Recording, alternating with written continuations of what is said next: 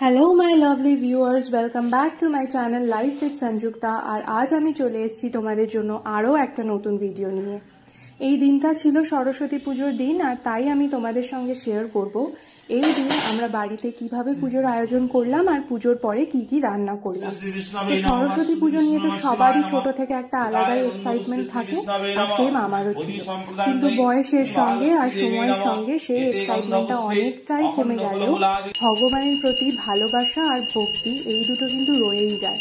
আর সেই কারণে আমার শ্বশুরবাড়িতে এই পুজোর খুব একটা প্রচলন না থাকলেও আমি কিন্তু সেটা এখনও চালিয়ে যাচ্ছি। এখানে তোমরা যে ছোট ঠাকুরটা দেখছো, এটা আমার মায়ের বাড়ির ঠাকুর। আমার বিয়ের পর তো ওখানেও পুজোটা করা হয় না, সেই কারণে পুজোর সময় ঠাকুরকে আমি নিজের বাড়িতে এনে এখানেই একসাথে দুটো ঠাকুরের পুজো করে থাকি। তো সকালবেলা ঘুম থেকে উঠে আমি আর আমার হাজব্যান্ড দুজন মিলে পুজোর আয়োজন করলাম।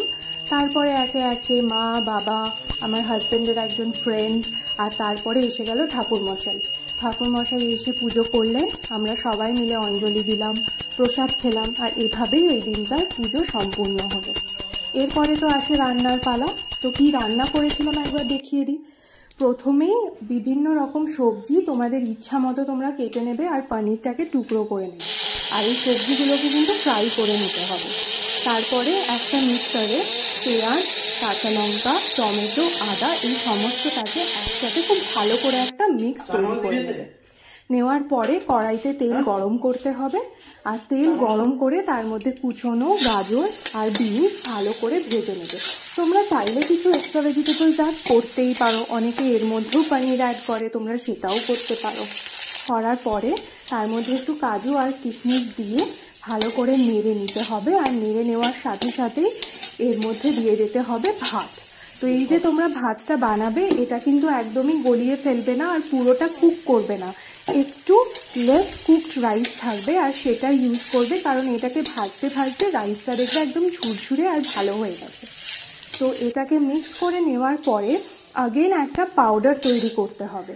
সেটা হচ্ছে মিক্সারে গোলমরিচ, দারচিনি, এলাচ, নুন আর চিনি স্বাদ মতো দিয়ে সেটাকে ভালো করে মিক্স করে একটা পাউডার তৈরি করে ছাঁকনির সাহায্যে ছেঁকে পুরো রাইসের সাথে পাউডারটাকে মিক্স করতে হবে। এটা করে কিন্তু আমার রাইসের টেস্টটা খুব ভালো লেগেছিল, তোমরাও একবার ট্রাই করবে। আর এই রাইসটা রেস্টুরেন্ট স্টাইল ফ্রাইড রাইস না হলেও কিন্তু এটা আমার ছোট থেকেই খুব ফেভারিট। এরপরে রাইসের পরে আমি বানিয়ে নিয়েছিলাম। আচ্ছা, তার আগে আরেকটা জিনিস বলে দিই, রাইসে কিন্তু একটু ঘি অ্যাড করে নিতে পারো, এটা একটা আলাদা ফ্লেভার দেয়। তবে তোমরা যারা ঘি খাও না তারা স্কিপ করবে। নেক্সট যে ভাজা সবজি, পনির এগুলোকে নিয়ে নেবে। একটা কড়ার মধ্যে তেল গরম করে গরম মশলা ফোড়ন দিয়ে তার মধ্যে পেঁয়াজ দিয়ে ভালো করে ভেজে নিতে হবে। ভেজে নেওয়ার পরে তার মধ্যে টমেটো কুচি আর যে পেস্টটা আমরা আগে তৈরি করে রেখেছিলাম সেটা দিয়ে মিক্স করতে হবে।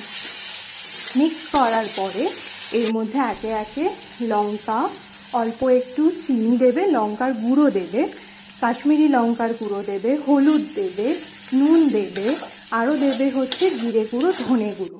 এই সমস্তটা দিয়ে ভালো করে মিক্স করবে। আর একটা পেস্ট যেটা আমি একটু আগে বানিয়েছিলাম সেটা হচ্ছে চারমগজ আর দই, কাজু, এই সমস্তটাকে দিয়ে একটা ভালো মিক্সচার তৈরি করেছিলাম, সেটাও অ্যাড করবে।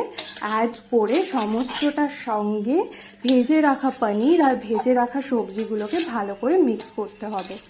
মিক্স করার পরে সামান্য একটু জল দেবে, জল দিয়ে একটা গ্রেভির মতো ফর্ম হবে, আর তাহলেই কিন্তু তোমাদের সবজিটাও রেডি হয়ে যাবে। এরপরে যেটা করেছিলাম, আমরা নিজেদের জন্য বেগুনি ভেজে নিয়েছিলাম, নিয়ে আমাদের খাওয়ারের জন্য সমস্ত আয়োজন তৈরি হয়ে গেছিল। এটা খেতে কিন্তু খুব সুস্বাদু হয়েছিল। তোমরা যারা ভাবছো ভোগের পারপাসে এটা ইউজ করবে তারা জাস্ট পেঁয়াজটা স্কিপ করবে, অ্যান্ড ট্রাস্ট মি খেতে খুবই ভালো হয়। আর আমার তো মনে হয় ভোগের জন্য সব খাওয়ারই খুব টেস্টি হয়। এটা সবাই বাড়িতে বানিয়ে দেখবে, আর ভিডিওটা ভালো লাগলে লাইক, শেয়ার অ্যান্ড সাবস্ক্রাইব।